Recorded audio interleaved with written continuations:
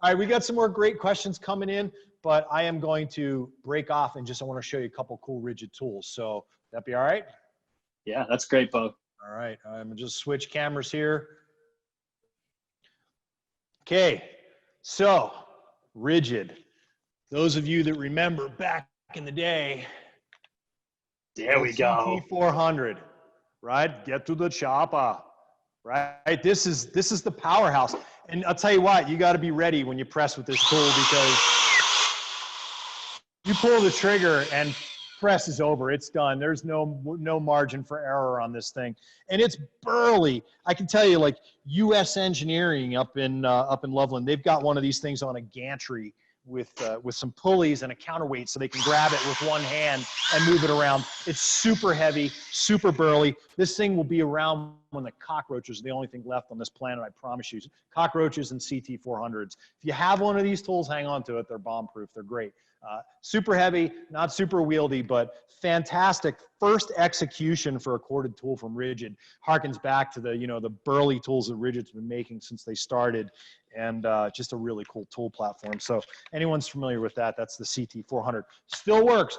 Will not work on a press booster. We're going to get to that, okay? This will handle any standard size jaw, and I'm going to cover standard versus compact jaws here coming up, but this is a standard jaw. This is a really, really old jaw.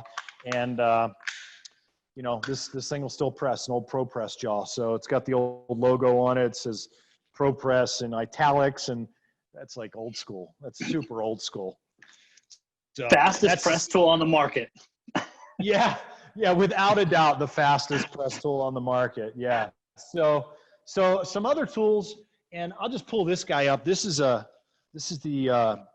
RP340. So this was the successor to the RP330, and I wish I had a 330 here because I wanted to show them side by side, but I don't. We just don't have any. We're a new seminar center. We have all new stuff. But what I want to show you about this tool is beat to heck. It has been through war. I mean, there's stuff peeling off of it. This was actually the loaner tool when we built these buildings, and it was the one loaner tool we had on site. This thing was in the mud. It was in the dirt. Oh, what do you got there, Troy? RP340 as well, man. Nice. That's awesome. It's a nice shiny new one. That's just a light, you know what I mean? Okay. But this thing has been through a war zone, and I'll tell you what, man. It's beat. It's been in the mud. Powers right up. Runs. Okay. Limited lifetime warranty on these tools, so they can be rebuilt. When you get to the end of your press cycles on this, you'll get a warning light. You'll get an error that's either you're down to your last 2,000 presses, time to get it in for service, you ship it out, they rebuild it. You can send it to Rigid, you can send it to a Rigid authorized service center. They rebuild this tool, get it back in the field, get you running. And I'll tell you what, if that happens to you, get a hold of your Viega salesperson, your Viega DM, Viega industrial accounts manager, Viega technical manager, Viega Radiant sales manager, Radiant technical manager, anybody that you can from Viega, and those guys have loaner tools, those folks, I should say, guys and girls, and they'll get you a loaner tool, so you can keep running and keep pressing. So press on. So really awesome tool platform. And that's what's great about the Rigid tool with the microprocessor, Bill. You're saying it's got the lights on there, so it's not, they don't have to guess about the presses. Yeah. You get to 40,000 presses, the yellow light's going to start flashing at you. You know that you have 2,000 presses left. Then once you hit 42,000, that yellow light goes solid. Locks you onto the tool, and that's so you can have a reliable connection every single time, right?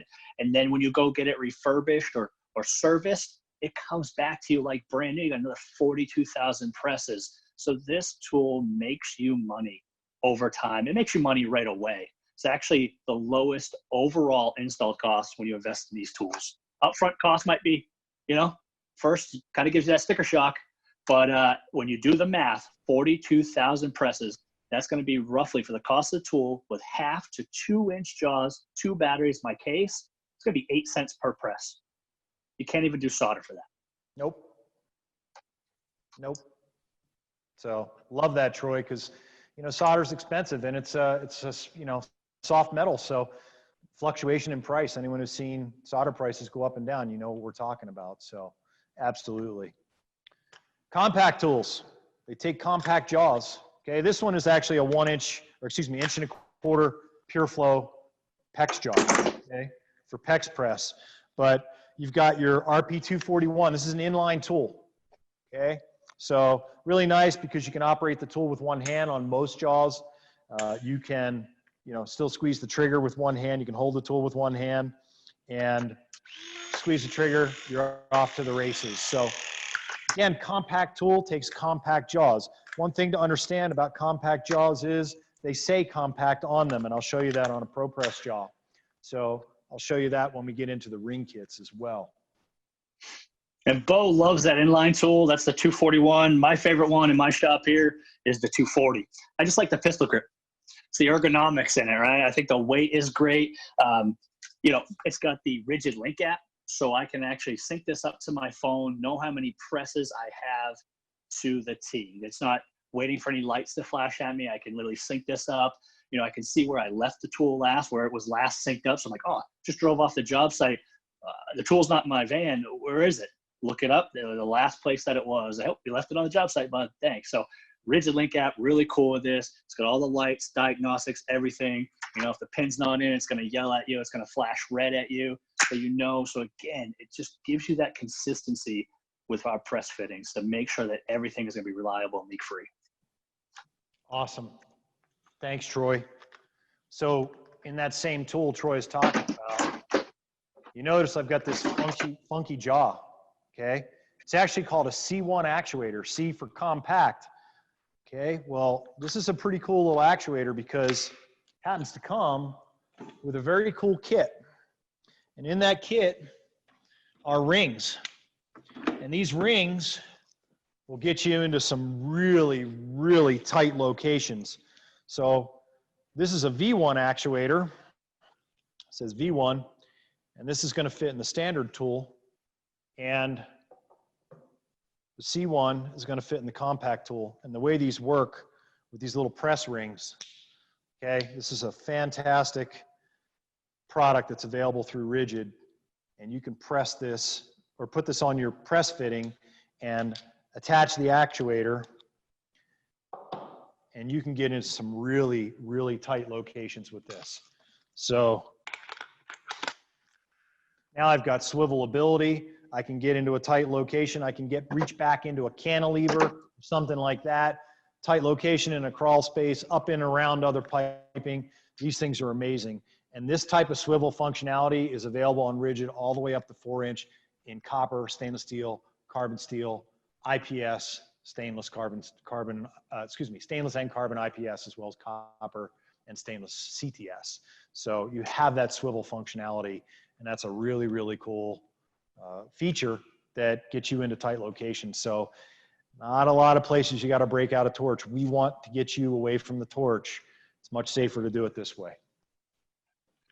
And as Bo said, that swivel action right there is only offered by RIDGID, 180-degree swivel. So now if I'm in a wall, tight compartment, trying to do a shower valve, make a repair, I don't have to worry about, accidental fires or anything like that. I know we all have our shields and we're talented at soldering, but it's just a safer way now. It gives you that versatility with this kit. So, I'm always amazed when everybody comes to our seminar centers and they've never seen this before, because I know RIDGID blasts it all the time. It's on social media. This thing is a lifesaver. So definitely check these out. You can get the kit, like Bo said, V1, C1, actuators that are going to go into your standard tools and compact tools. So, and the ring is the same ring.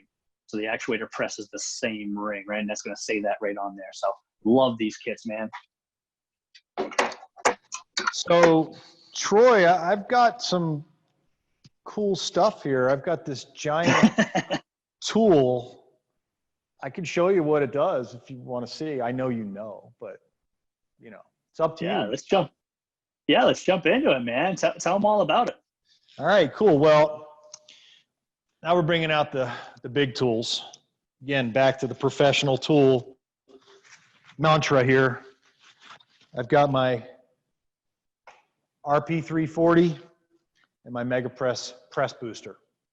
Okay, what this is going to do is it's going to double the force necessary to do the work that is going to be required to press this fitting. Okay, this is a 2.5-inch carbon steel IPS fitting. Okay, so we're talking pipe. So Pipe requires a lot of force to press. One thing to understand about the tooling platforms, especially when we talk about carbon steel, the compact tools generate 24 kilonewtons, roughly 5,400 PSI. So one question we get a lot is, how do I know the tool's making enough force to press the fitting? I got a complete press. If the tool cycle's completely, it made enough force, because every time you squeeze the trigger of the press tool, it's gonna generate that much force. So on a compact tool, 5,400 PSI or 24 KN, and when we get into the standard size tools, it's about 7,200 PSI or 32 kilonewtons. Well, this fitting takes more force than that to press. So we have to amplify that force. And we're gonna do that by doubling the travel required to make the work happen. And that's what the press booster does. It extends the travel of the RIDGID RP 340 tooling platform. So the booster, we got a question about, will this fit on my Milwaukee tool? This booster will fit on an RP 330 or an RP 340. That's it. Okay, and either of those corded or battery. Of course, there's a cord adapter for the 340, but the 330, you could get it corded or battery powered. And so that is the tooling platform, and it uses a ring.